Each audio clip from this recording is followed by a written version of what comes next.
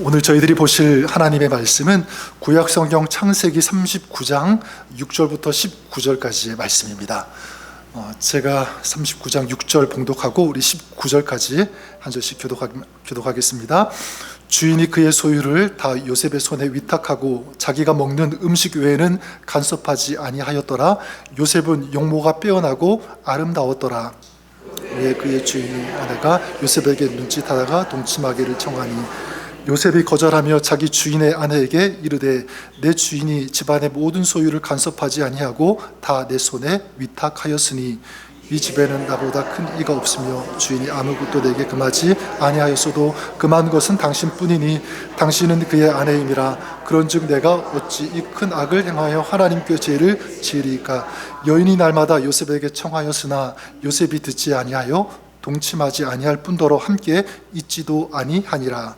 그러할 때에 요셉이 그의 일을 하러 그 집에 들어갔더니 그 집 사람들은 하나도 거기에 없었더라. 그 여인이 그의 옷을 잡고 이르되 나와 동침하자. 그러나 요셉이 자기 옷을 그 여인의 손에 버려두고 밖으로 나가매 이니 요셉이 그의 옷을 자기 손에 버려두고 도망하여 나감을 보고 그 여인의 집 사람을 불러서 그들에게 이르되 보라, 주인이 히브리 사람을 우리에게 데려다가 우리를 희롱하게 하는도다. 그가 나와 동침하고자 내게로 들어오므로 내가 크게 소리 질렀더니 그가 나의 소리 질러 부름을 듣고 그의 옷을 내게 버려두고 도망하여 나가느니라고. 그의 옷을 곁에 두고 자기 주인이 집으로 돌아오기를 기다려 너로 그에게 이르되 당신이 우리에게 데려온 히브리 종이 나를 희롱하려고 내게로 들어왔으므로 내가 소리질러 불렀더니 그가 그의 옷을 내게 버려두고 밖으로 도망하여 나간나이다. 내가 자기에게 이르기를 당신의 종이 내게 이같이 행하였다 하는 말을 듣고 심히 노한지라. 아멘.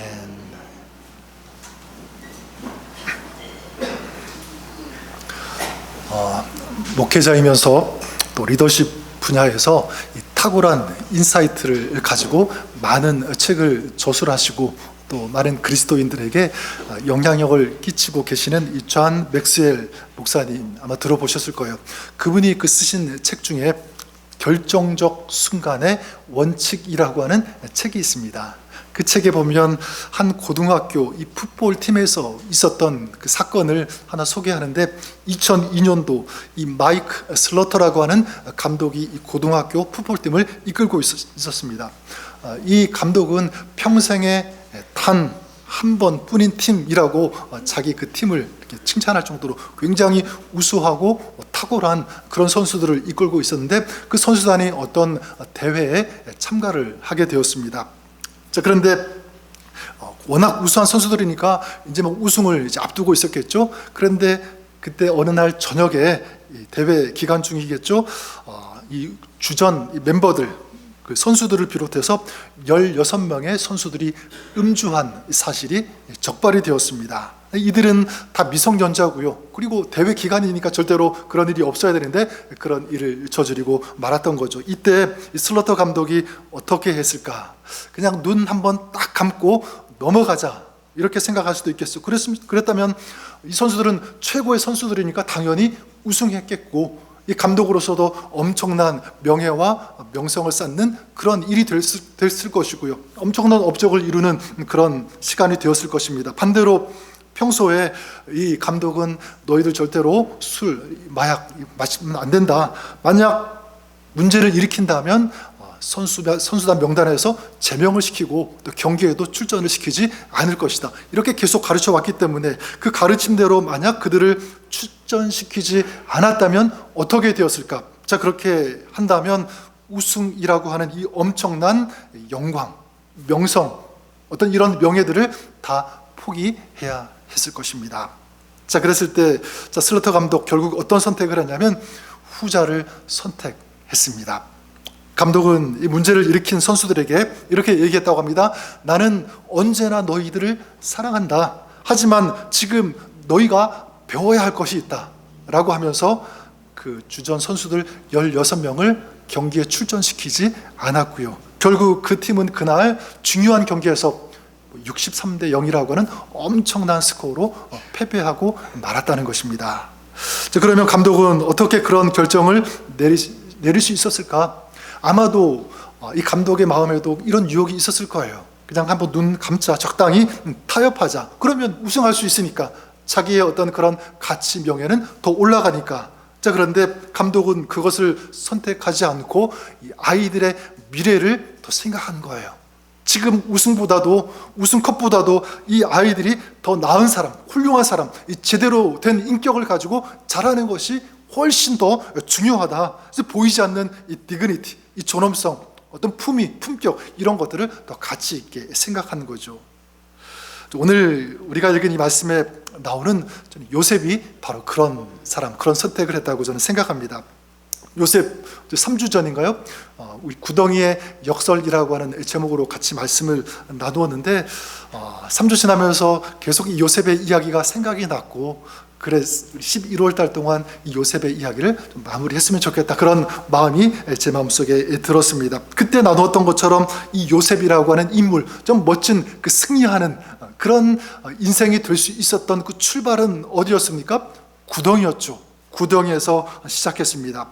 따라서 이 고난이라는 이 구덩이에서 요셉은 묻히지 않았다, 부러지지 않았다. 오히려 그 구덩이를 통해서 더 강한, 더 아름다운 그런 인생으로 거듭날 수 있었다는 사실을 제가 말씀을 드렸습니다. 자, 그런 의미에서 오늘 말씀은 이렇게 이 요셉을 설명할 수 있을 것 같아요. 이렇게 정의할 수 있을 것 같은데, 요셉 바로 유혹을 이긴 사람, 이렇게 정의할 수 있을 것 같아요. 저는 그런 맥락에서 저와 여러분, 저는 이 요셉과 같이 이런 사람이 될 수 있기를 바랍니다. 어떤 사람이냐면 바로 유혹을 이기는 사람. 유혹을 이기는 사람. 그래서 이 요셉이 오늘 살아가고 있는 우리에게 이 영적인 그리고 삶의 모델이 되었던 것처럼, 오늘 저와 여러분들 또 우리 교회가 이 시대, 이 주변 많은 사람들에게 모델이 되는 그런 여러분의 삶이 될 수 있기를 주님의 이름으로 간절히 축원합니다. 그래서 오늘 우리가 읽은 이 말씀을 간단하게 정리하면 이렇죠. 지난번에 보았던 것처럼 요셉이 이제 형들에 의해서 구덩이에 던져졌다가 장사꾼들에 의해서 팔려서 애굽으로 가게 됩니다. 이제 애굽의 바로의 친위 대장인 이 보디발의 집에 들어가게 되고요. 그 집에서 이제 종으로 일하게 됩니다. 거기에서 열심히 일했고, 그래서 신임을 받아서 그 집안의 총무로 이제 위임받아서 일을 하게 되는 그런 관리자 역할을 하게 되었습니다. 자, 그런데 이렇게 일을 할 때 어느 날 문제가 발생하게 되는데, 그게 뭐냐면 이 보디발의 아내, 이름이 나와 있지 않으니까 그냥 미세스 팔이라고 해도 될 것 같은데, 이 보디발의 아내가 누구를 유혹하냐면 바로 이 요셉을 유혹합니다. 그때 이제 요셉이 그 보디발의 아내가 유혹할 때 거절하죠. 그리고 그 아내에게 이렇게 얘기합니다. 내 주인이 집안의 모든 소유를 간섭하지 아니하고 다 내 손에 위탁했습니다. 하지만 주인이 아무것도 내게 금하지 아니했어도 금한 것은 당신뿐입니다. 당신은 바로 그의 아내이기 때문입니다. 이렇게 얘기하죠. 그래서 이건 일단락되고 시간 지나갔습니다. 자, 그런데 보디발의 아내가 포기하지 않죠. 그리고 결정적인 기회가 찾아왔는데, 요셉이 집에 들어왔는데 그 집에는 아무도 없었습니다. 그러니까 이 보디발의 아내는 이게 너무나 좋은 기회라고 생각하고 요셉의 옷을 붙잡고 놓아주지 않고 늘어졌습니다. 자, 그때 요셉이 어떻게 합니까? 자기 옷을 벗어 던지고 밖으로 나가게 되죠. 자, 이제 보디발의 아내는 실패로 돌아갔습니다. 그럼 거기서 끝나지 않고 사람들에게 얘기하는 거, 그리고 자기 남편이 돌아오기를 기다렸다가 자기 남편에게 얘기하죠. 14절을 보면 저 히브리 종이 나를 조롱했다, 나를 겁탈하려고 했다, 그리고 실패해서 도망가 버렸다, 이렇게 고발을 하게 됩니다. 자, 이 말을 듣고 이 보디발은 너무나 격분해가지고 요셉을 감옥에 가두는, 이것이 오늘 우리가 읽은 내용입니다. 자, 이것이 오늘 우리 말씀 본문의 이야기인데, 어떻게 보면 이 이야기, 요셉이 평생 살아가면서 있을 하나의 어떤 에피소드, 그럴 일 얼마든지 있지, 그런 가볍게 생각하면서 지나갈 수 있는 이야기로 생각할 수도 있습니다. 또 한편으로는 그냥 많은 찜찜한 이야기들 많이 있을 텐데, 그 중에 이런 찜찜한 이야기, 이런 것도 경험했지라고 그냥 가볍게 이야기를 우리가 보고 넘어갈 수도 있습니다. 자, 그런데 저는 그렇게 생각하지 않아요. 여러분, 요셉의 인생이 정말 아름답고 그리고 정말 멋있는 그런 인생이 될 수 있었던 이유, 저는 여기에 있다고 봐요. 이 시간을 그가 지났기 때문에, 정확히 말하면 이 유혹을 요셉이 이겼기 때문이다, 이렇게 말씀드리고 싶습니다. 그래서 성경 오늘 말씀 맨 앞절 6절에 보면 이 이야기부터 시작하지 않습니까? 요셉이 어떤 사람인지를 정의하고 그 다음에 그 유혹의 이야기가 나오는데 뭐라고 말씀합니까? 요셉은 용모가 빼어나고 아름다웠다. 용모가 빼어나고 아름다웠다. 예전에, 지금은 어떤 말을 잘 쓰는지 모르겠지만 제가 기억하기로 잘생긴 사람들을 향해서 뭐라고 얘기했습니까? 얼짱, 꽃미남. 여기 보니까 우리 꽃미남 얼짱들 굉장히 많으신 것 같아요. 근데 여러분, 지금 요셉이 그런 얼짱, 꽃미남이었던 것 같아요. 굉장히 용모가 수려하고 잘생긴 그런 사람이었을 것입니다. 그런데 성경에서 그 용모가 아름답다, 빼어나다고 할 때는요, 단순히 외적인 외모만 얘기하지 않아요. 성경에서 아름답다, 빼어나다고 할 때는 어디까지 포함하고 있냐면 보이지 않는 그 내면까지도 다 포함해서 그렇게 말씀하는 거죠. 자, 그러니까 요셉이 빼어나고 아름다웠다는 것은 뭐냐면 이 용모 외모뿐만 아니라 그의 내면도, 보이지 않는 이 내면도 수려했다, 뛰어났다, 빼어났다는 것을 알 수가 있습니다. 이게 어디에서 증명이 된 거죠? 지금 증명이 된 거예요. 무엇을 이겼습니까? 유혹을 이긴, 이것을 통해서 그의 그 내면이 얼마나 강건한지, 화려한지, 좀 우수한지, 뛰어난지, 이것을 말씀이 보여주고 있는 것입니다. 자, 그런 의미에서 저는 여러분들이 유혹을 이기시는, 승리하시는 그런 여러분들 되시기를 주님의 이름으로 간절히 축원합니다. 그러기 위해서 우리가 유혹의 특징을 한번 좀 살펴볼 필요가 있는데 자세하게 설명은 드리지 않겠습니다. 하지만 유혹이 어떤 특징이 있는지 이 세 가지로 정리할 수 있을 것 같은데, 한 가지가 뭐냐면 유혹은요, 거절하기 쉽지 않다. 이게 첫 번째 유혹의 특징이죠. 요셉도 마찬가지죠. 이 유혹을 이기는 것 절대로 쉽지 않았을 거예요. 왜냐하면 요셉 자체가 원기왕성한 그 젊은 나이대니까 그런 유혹들 정말 떨치기 힘들었겠죠. 또 무엇보다도 지금 자기를 유혹하고 있는 대상이 누구입니까? 자기보다 훨씬 높은 주인인 보디발의 아내잖아요. 그의 말을 거절하고 뿌리치는 것 쉽지 않았을 거예요. 그만큼 유혹은 거절하기 쉽지 않다. 또 한 가지 유혹의 특징은 뭐냐면 유혹은요, 굉장히 끈질기다는 특징이 있습니다. 끈질기다. 보디발의 아내가 그 모습 보여주고 있지 않습니까? 한 번 해서 안 되니까 포기해야 되는데 포기하지 않고 또다시 계속적으로 그 기회를 노리는 그 모습, 바로 이것이 유혹의 특징인 거죠. 또한 유혹은 어떤 특징이냐면 유혹은요, 그냥 적당히 유혹하는 것으로 끝나는 것이 아니라 그 유혹을 받은 그 사람을 멸망시키고 좌초시키고 파괴시키는 그런 결과에 이르게 한다는 것, 바로 이것이 유혹의 특징입니다. 만약 이 요셉이 이 보디발의 이 아내의 유혹에 넘어갔다면 어떻게 됐겠습니까? 하나님과의 관계가 다 파괴가 됐을 거예요. 그렇죠? 요셉의 이야기는 더 이상 나오지 않았을 것입니다. 또한 자기를 신임했던 이 보디발, 그와의 관계도 완전히 회복될 수 없을 정도로 파괴됐을 거예요. 그러니까 이 유혹은 우리의 모든 이런 아름다운 것들을 파괴시킨다, 그런 능력이 있다는 것을 우리가 알 수가 있습니다. 자, 그렇다면 저는 우리를 그렇게 추하게 하고 우리의 신앙을 무너뜨리고 무능력하게 하고 더 나아가 하나님과의 관계를 무너뜨리는 이런 유혹, 이것을 이기시는, 이 유혹과 싸워서 승리하시는 여러분들 되시기를 주님의 이름으로 축원합니다. 그랬을 때 요셉을 향하여 그는 아름다웠다, 빼어났다, 이렇게 말씀하고 있는 것처럼 저와 여러분들이 그랬으면 좋겠어요.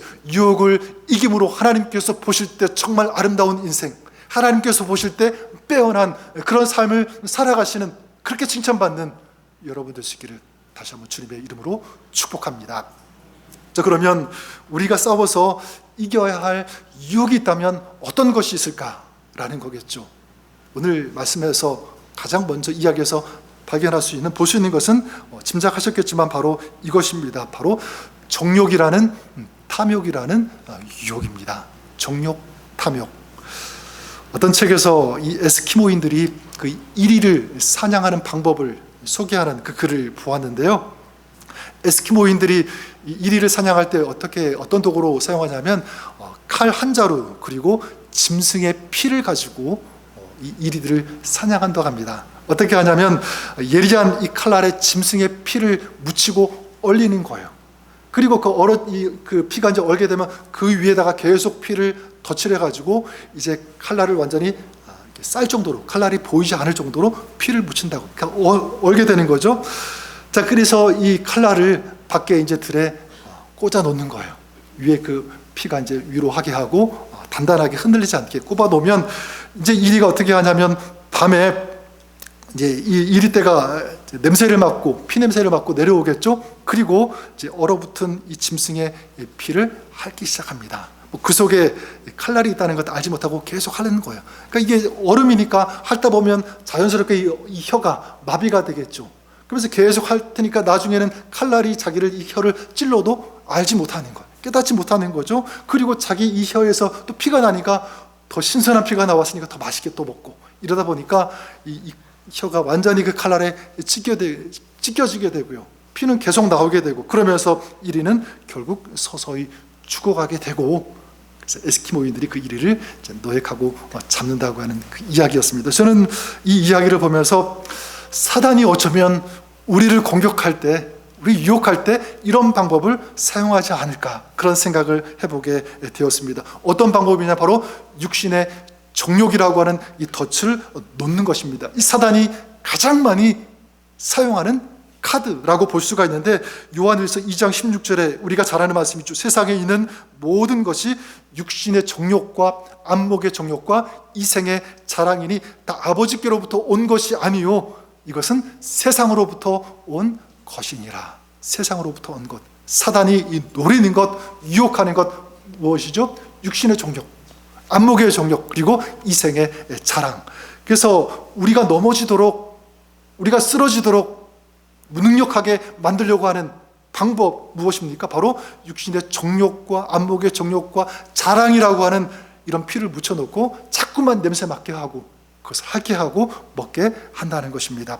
저는 이것이 오늘 우리에게도 해당되는 이야기라고 믿습니다. 그런 의미에서 저는 우리가 한번 우리 자신을 겸손하게 돌아볼 수 있었으면 좋겠어요. 내가 지향하고 추구하고 내가 바라보고 있는 삶의 목적은 무엇인가? 내가 어디서부터 와서 왜 살고 무엇 때문에 살고 어디로 가는 것인가? 이걸 정말 냉철하게 생각해 보지 않으면 우리도 그렇게 갈 수가 있는 거죠. 전 여러분들이 어떤 세상의 성공도 중요합니다. 명예도 중요해요.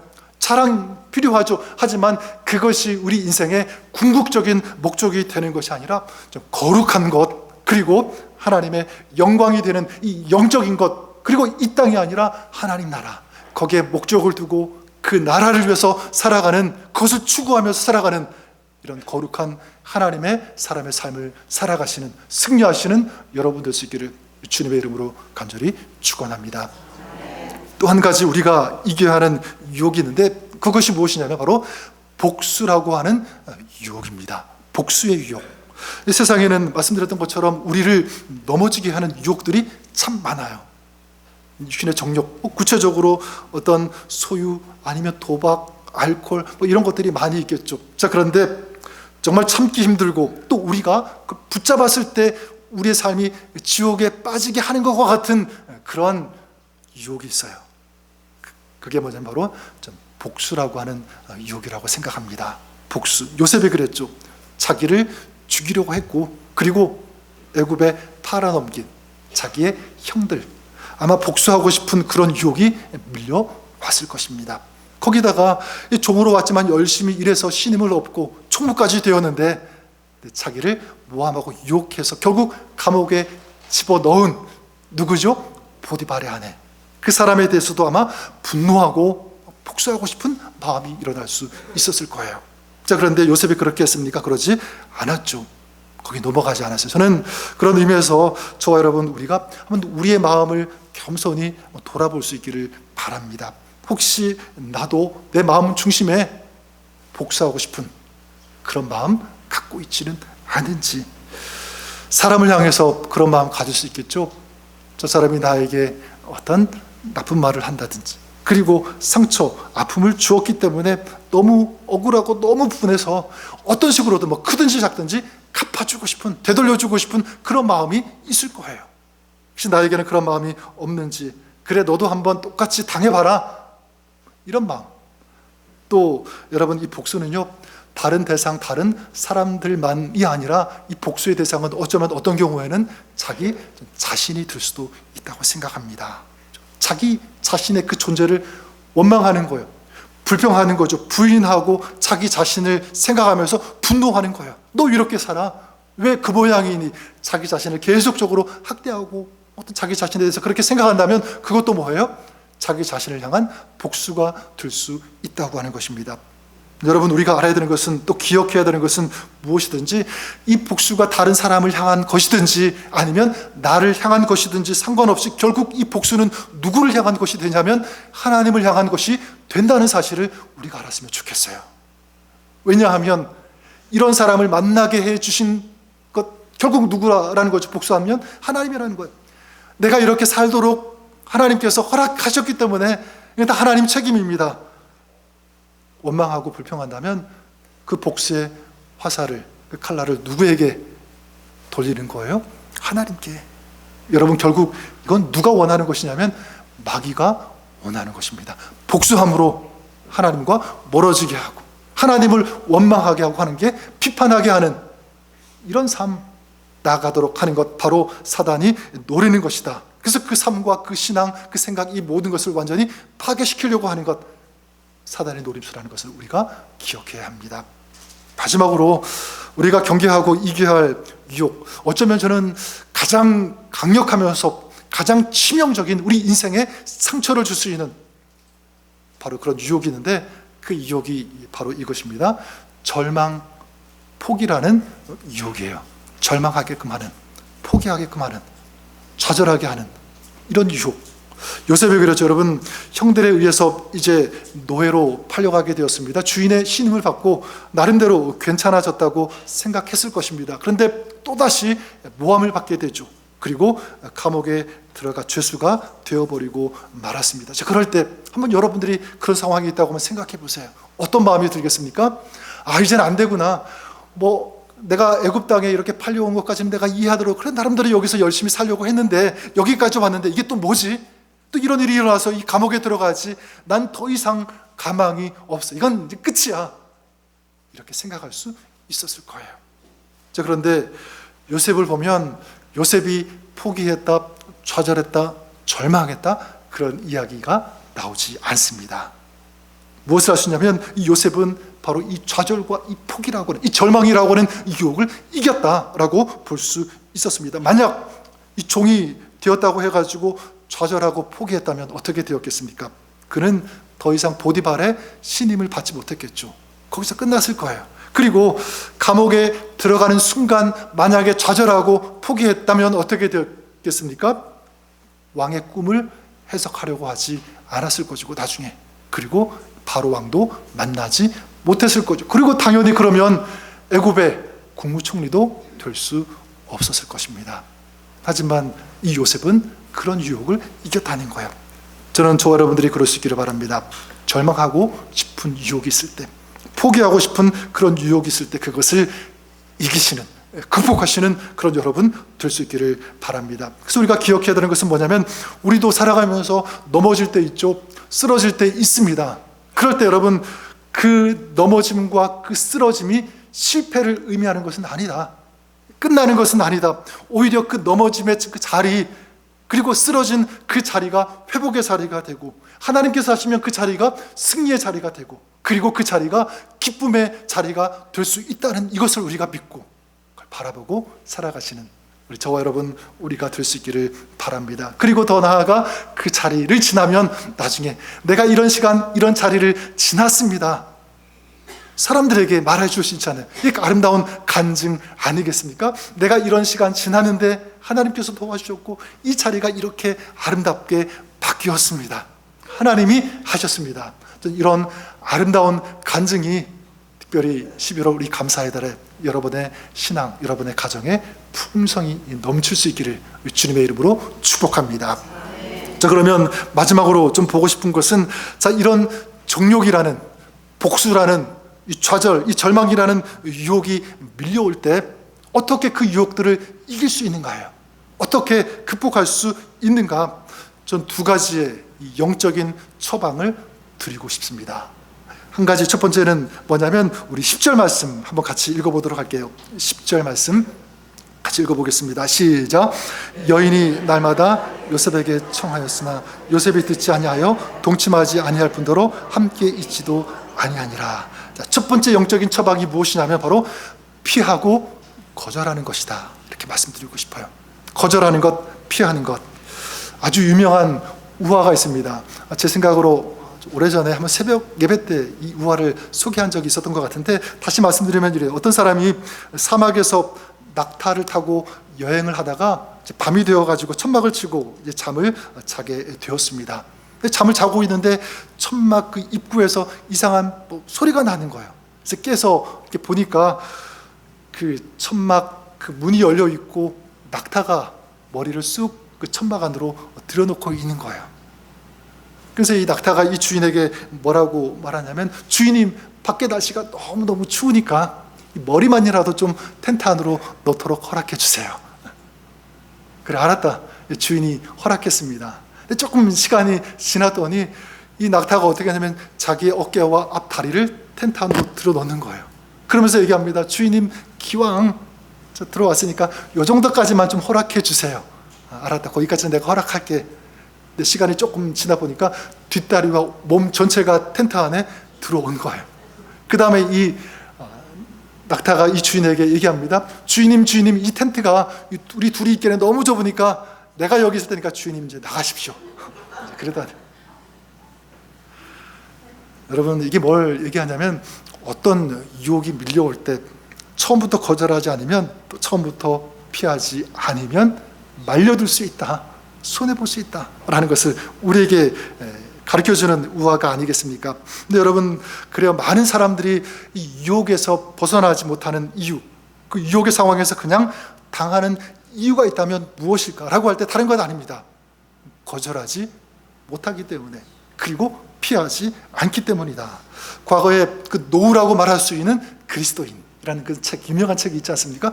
노우라고 말할 수 있는 그리스도인. 저는 여러분들이 그랬으면 좋을 것 같아요. 노우라고 단호하게 말할 수 있는, 외칠 수 있는 그런 그리스도인, 그것이 여러분이 될 수 있기를 바랍니다.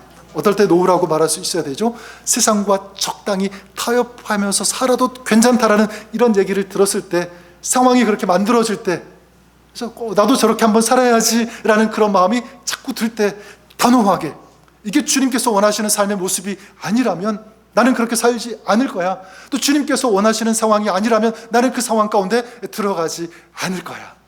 단호하게 놓으라고 말하는 것입니다. 말도 마찬가지예요. 비난하고 싶은 말, 원망하고 싶은 말, 이런 말들 하고 싶을 때 단호하게 아니다, 놓으라고 말할 수 있어야 된다. 피하는 것도 마찬가지죠. 좋은 것은 우리가 피하지 말아야 되겠지만 피해야 되는 자리가 있습니다. 하나님과 멀어지는 그런 자리, 영적으로 좋지 않은 그런 자리. 제가 자세히 설명드리지 않아도 어떤 자리인지 여러분께 생각이 날 거예요.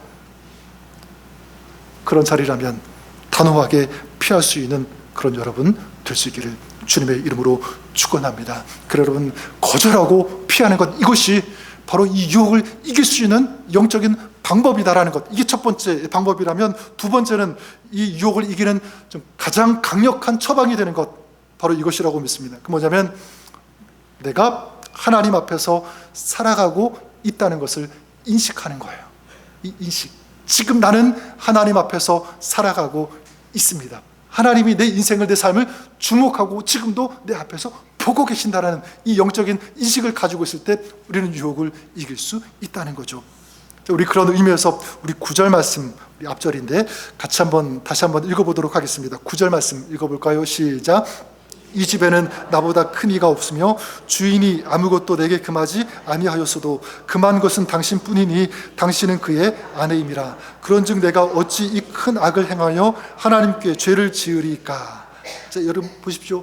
요셉이 이 보디발의 아내의 유혹을 이길 수 있었던 것, 물론 그 앞에서 거절했지만, 피했지만, 그 다음 뭐라고 얘기합니까? 내가 이 큰 악을 행하여 어떻게 하나님께 죄를 지을 수 있겠는가? 지금 요셉의 마음속에는 누구를 보고 있는 거죠? 하나님. 누구를 의식하고 있는 거예요? 하나님. 지금 관계, 보디발의 아내와 나와의 관계 속에 이 둘만의 관계지만 그 자리에 누가 계시다는 것을 생각하고 염두에 두었습니까? 하나님이 보고 계신다. 바로 이게 뭐냐면 저는 코람데오의 삶이라고 믿습니다. 코람데오, 지금 내가 하나님 앞에 서 있다. 하나님께서 내 삶을 보고 계신다라고 하는 이 삶. 저는 특별히 이게 어떤 세상의 육신적인 정욕 이런 것을 이기는 방법일 수도 있지만, 저는 마지막에 말씀드렸던 이 포기와 좌절과 절망이라고 하는 이 유혹을 이길 수 있는 가장 강력한 처방이 되는 것도 저는 이것이라고 믿습니다. 하나님께서 나와 함께 하신다. 하나님이 내 인생을 지금 보고 계신다라는 이 코람데오 신앙. 그래서 하나님께서 지금 나의 앉고 일어섬을 보고 계시고 나의 모든 형편을 알고 계신다. 그래서 여러분, 우리 많이 부르는 찬양 중에 이런 찬양이 있지 않습니까? 이 세상을 살아가는 동안에 나의 힘을 의지할 수 없으니 기도하고 낙심하지 말 것은 주께서 참 소망이 되심이라. 여러분 찬양하시죠? 주께서 나의 참 소망이 되신다. 바로 코람데오예요. 주님께서 하신다. 주님께서 일하신다. 나를 위해서, 우리를 위해서. 광고 시간에도 말씀드렸지만 최미상 전사님께서 금요일 늦은 시간에 이하러 가셨고 지금 이제 병실에 입원하고 계시는데, 어제 아침에 저와 제 아내가 이제 병원에 다녀왔습니다. 이제 전사님을 만나고 이제 기도해드리고 왔는데, 얘기하는 중에 어떤 그 간호사인지는 모르겠지만 어떤 전문의 같기도 하고, 보통 이제 그 어떤 그 진단할 수 있는 그 병실에 그 룸에 가서 이제 몸을 검사하는데, 그때는 그 간호사가 어떤 그 첨단 그 장비를 가지고 와서 심장을 이제 검사를 하는 거예요. 어떻게 뛰고 있는지, 어떻게 작동하고 있는지, 제대로 이게 제일 잘 되고 있는지를 이제 대고 모니터에 이제 그 모습이 이제 비춰졌습니다. 한 15분, 제가 볼 때는 한 20분 정도 계속 이제 검사를 하는 거였어요. 보니까 심장의 모습이 이렇게 보여지고요, 뛰고 있고, 그 다음에 판막이 열렸다가 닫혔다가 이런 모습, 아주 구체적으로 저는 그런 모습 처음 본 것 같아요. 그런 모습. 그러면서 심장이 뛰는 소리가 들리는 거예요. 쿵쾅쿵쾅 계속 뛰고 있는 그 소리. 저는 그 소리를 가만히 이렇게 듣고 있는데, 그리고 그 장면을 보고 있는데, 하나님께서 그 소리가 저에게 주시는, 또 우리에게 주시는 메시지로 다가왔습니다. 그 심장 소리, 어떤 소리로 다가왔냐면, 그래, 내가 너희를 위하여 이렇게 일하고 있다. 내가 너희를 위해서 이렇게 쉬지 않고 일하고 있다. 이 메시지. 그래, 여러분, 우리가 하나님 앞에서 살아갈 때, 나를 위해서 일하시는 그 하나님을 믿을 때, 우리는 세상의 어떤 그런 유혹들을 이길 수 있지만, 특별히 좌절하고 싶은, 포기하고 싶은, 내려놓고 싶은 어떤 그런 일, 그런 문제들, 그런 유혹들이 있을 때 우리는 그 유혹을 이기는 사람이 될 수 있음을 믿습니다. 전 저와 여러분들이 그랬으면 좋겠어요. 우리 하나님을 신뢰하고 믿음으로, 하나님께서 오늘도 나와 함께 하시고 내 인생을 주목하고 계시고 나를 붙잡아 주시고 나를 위해 일하시고 역사하고 계신다는 이 믿음을 가지고 나아가는, 그래서 우리 삶에 엄습하는 그런 세상의 두려움, 염려, 걱정, 그래서 좌절하고 포기할 수밖에 없는 그런 모든 순간들을 주님을 믿는 이 믿음, 주님을 신뢰하는 이 마음, 이 사랑, 이 헌신, 이 마음, 이 믿음을 가지고 이 모든 상황을 극복하고 이겨나가시는, 승리하시는 그런 여러분, 우리가 될 수 있기를 주님의 이름으로 간절히 축원합니다. 그래서 요셉의 인생을 뭐라고 했습니까?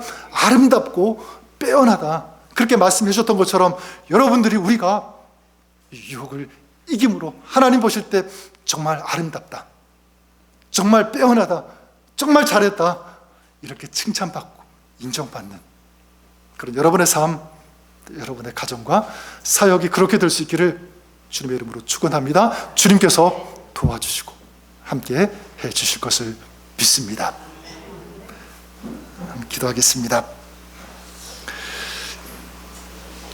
하나님 아버지, 우리가 살아가면서 세상적인 정욕과 욕심, 또 복수하고 싶은, 갚아주고 싶어하는 그런 유혹들, 거기다가 정말 심각한 좌절하고 포기하고 싶은 어떤 그런 유혹들이 밀려올 때가 참 많이 있음을 고백합니다. 그럴 때 내 힘으로는 안 되지만 주님 주시는 능력과 힘을 의지해서 패배하는 자가 아니라 이기는 자, 승리하는 자, 하나님 보실 때 정말 아름다운 그런 인생 신앙이 될 수 있기를 간절히 소망합니다. 주님 도와주시옵소서. 함께하여 주시옵소서. 이기게 하여 주시옵소서. 예수님 이름으로 기도드립니다. 아멘.